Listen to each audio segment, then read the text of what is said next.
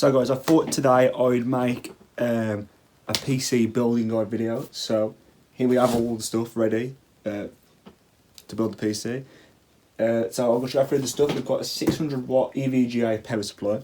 It's 80 plus rated, so pretty good. We've got a Seagate Barracuda, which is a good 1 terabyte hard drive.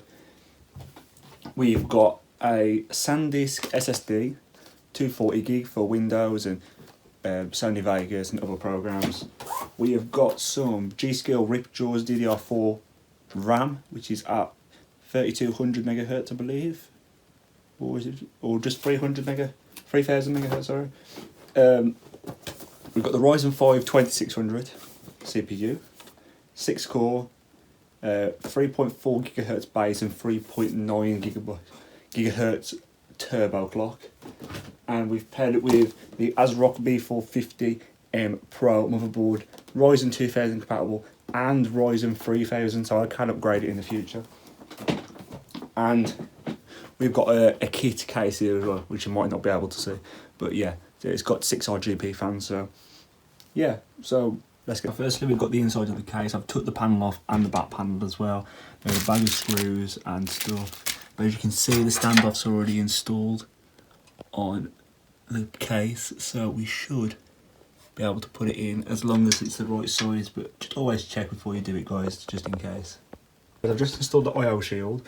What I want to do when installing the I/O shield is to make sure you've pushed firmly enough until you hear it click, especially with this case. And when it clicks, you'll see it's in place. Otherwise, you'll see parts of it won't fit properly. So you need to go all the way around the edges. If I just show you inside, go all the way around the edges here, pushing inwards on the corner, so that it clicks in and you'll hear it pop into place. Guys, I've now installed the motherboard. It was a bit of a pain at first because for some reason it wouldn't fit through the I/O shield for some reason, but now it has.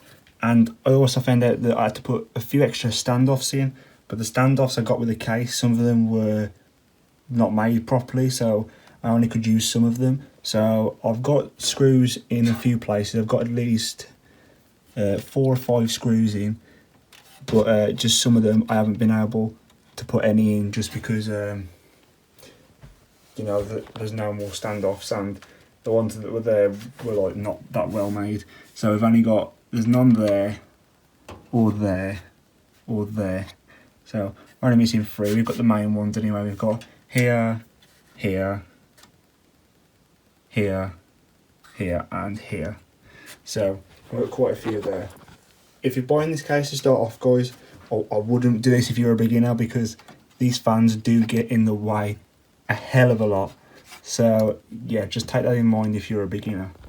This is how far I've got at the moment. I've fitted the power supply. I've been trying to do some cable management, which does take the most of your time. So yeah, just gotta try and sort the cables out basically. So guys, this is the part I've got to right now. So we've done a bit of cable tidying at the back. There's still a bit more to do here and stuff, but I've got some electrical tape and cable ties as well to sort all this out. You can see I put the SSD and RAMs in. I'm about to put the CPU in now.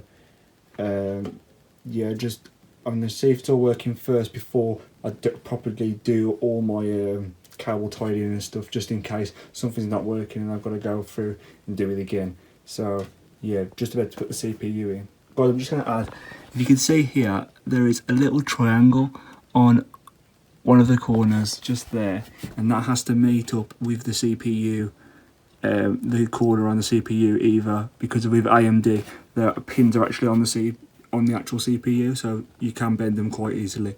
So just remember that if you're building a PC. It needs tidying up, but I've checked it, it's working. 37 degrees on idle, which is okay, probably because it's all open and stuff, so get the airflow on point and then it should be alright then. But yeah, just need to do a lot of sorting out and make sure it's working and tidy up this mess at the back.